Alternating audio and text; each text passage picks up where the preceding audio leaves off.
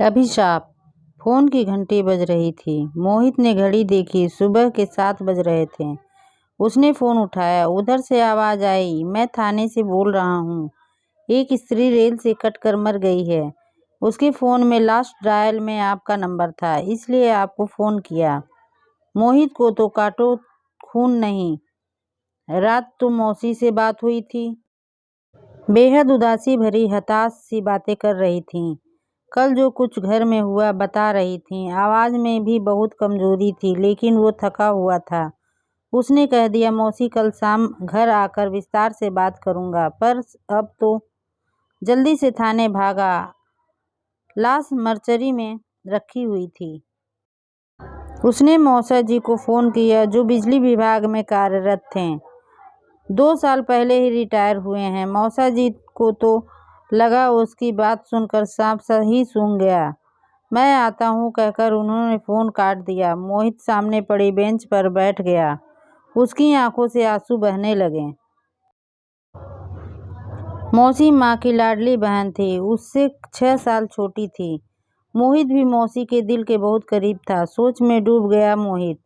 माँ बताया करती थी, जब उनके जन्म के बाद मौसी पैदा हुई तो सबको खल गई, क्योंकि सबको लड़का चाहिए था। उनके होने से पहले लड़की जानकर कई गर्भपात करा दिए गए थे। उस बार लड़का होने की रिपोर्ट पर ही बच्चा पैदा किया गया था, पर हुई लड़की। किसी को बर्दाश्त ही नहीं हुआ। कोहराम सा मच गया। कोई शगुन नहीं हुआ, बस मातम ही हुआ। उन्हें कभी कोई प्यार माँ बाबूजी का नहीं मिला, बल्कि छोटी छोटी गलतियों पर पिटाई होती थी। माँ पहला बच्चा थी, इसलिए उन्हें सबका लाड मिला। बाद में कई गर्भपात के बाद छोटा भाई आने पर तो उसकी हालत और ख़राब हो गई। एक तरह से नौकरानी वाली ही हो गई। स्कूल तो भेजा गया उन्हें, पर पढ़ाई की कोई सुविधा नहीं दी उन्हें। स्कूल जाते जाते काम, स्कूल से आते ही फिर काम ही काम। बस माँ ही बहुत प्यार करती थी उन्हें। माँ बताती थी, एक बार मौसी ने भूख लगने पर भाई के लिए रखा हुआ सेब खा लिया। फिर तो उनकी वो पिटाई हुई कि दुखी होकर मौसी ने गेहूं में रखी सल्फास की गोलियां खा ली। वो तो माँ ने देख लिया। पुलिस के डर के मारे जैसे तैसे उन्हें बचाया गया। माँ की शादी के बाद तो मौसी की हालत और बदतर हो गई थी। 16 की उम्र में ही उनकी शादी भी कर दी गई हमारे शहर में। पर यहाँ भी मौसी के दुर्भाग्य ने पीछा नहीं छोड़ा। तेज तर्रार सास और विधवा बहन का आज्ञाकारी पुत्र और भाई निकला उनका पति। दिन रात उनकी सेवा में जुटी रहती। मुंह में बोल तो जैसे थे ही नहीं उनके। मायके वालों ने शादी के बाद उनसे कोई मतलब ही नहीं रखा। बस कभी कभी माँ से मिलना होता रहता था उनका।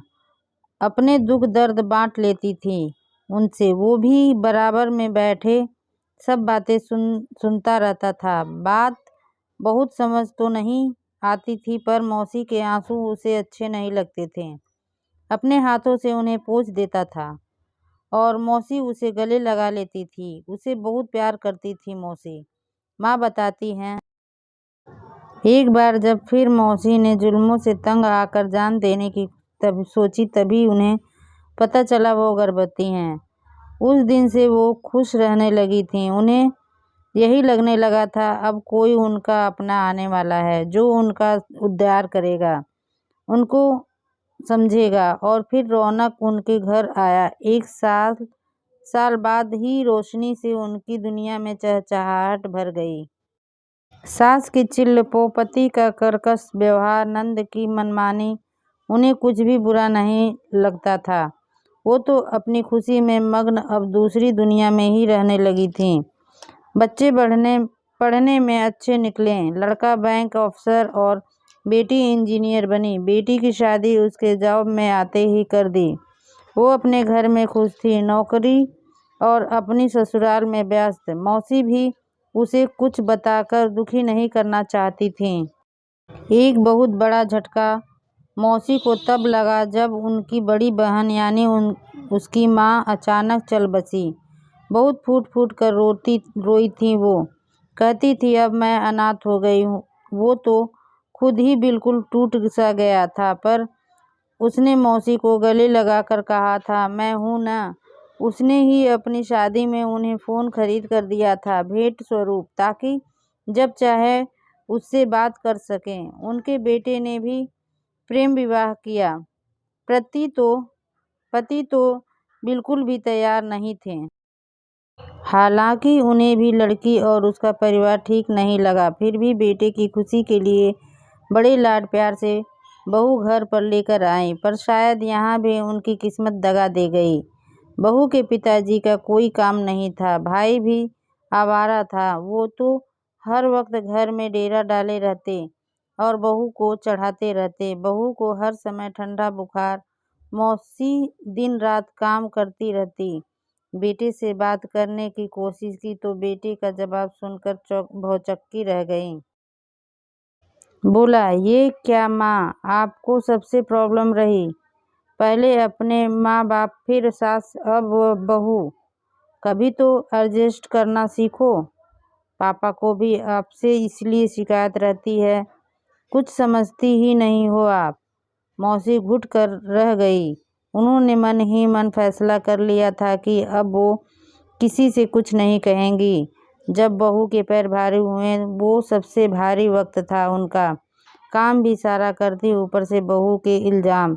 इन्हें मैं खाते हुए अच्छी नहीं लगती, तभी वही बनाती हैं जो मैं नहीं खाती। अब बहू को रौनक की बुआ जी का भी पूरा संरक्षण प्राप्त था। मौसी तो खाना बनाने से पहले बहू से पूछ कर आती थीं, क्या खाना है। पर अगर वो बेटे से ये कहती तो बेटा सही क्यों मानता।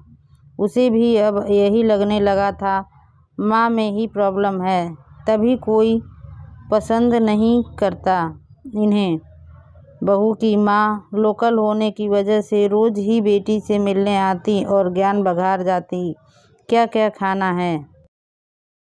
मौसी रसोई में उसे पूरा करने को जुटी रहती, कभी जूस, कभी फल, कभी मेवा, कभी दूध। इसी बीच बेटे का भी ट्रांसफ़र हो गया। पति ने बैठकर खुद को सीमित कर लिया। मौसी चुपचाप सबकी बातें सुनते हुए कामों में लगी रहती। पर जिस दिन दूध जैसा पोता घर आया, मौसी फिर निहाल हो गई। सब दुख भूल गई, सपने बुनने लगी। पर अपना सपना तब टूटा जब बहू ने पोते को हाथ भी लगाने को मना कर दिया। अब बहू की माँ भी घर पर ही रहने लगी थी, बेटी की देखभाल के नाम पर काम सारा मौसी ही करती। मौसी का शरीर भी टूट गया था, इतना काम नहीं हो पा रहा था। उन्हें बुखार आ गया, तब भी वो काम करती रहीं। पर कल अचानक बेहोश होकर गिर गईं। फिर तो घर में कोहराम ही मच गया। कहा गया जरा काम क्या पड़ गया, इनका नाटक शुरू हो गया। क्या क्या नहीं कहा गया उन्हें। रौनक की बुआ भी कहने लगी, शुरू से आदत है इनकी तो नाटक करने की। बहुत रोई मौसी, और कल रात मौसी उसे फ़ोन करके यही सुना रही थी, पर उसने ठीक से पूरी बात नहीं सुनी। सोचा कल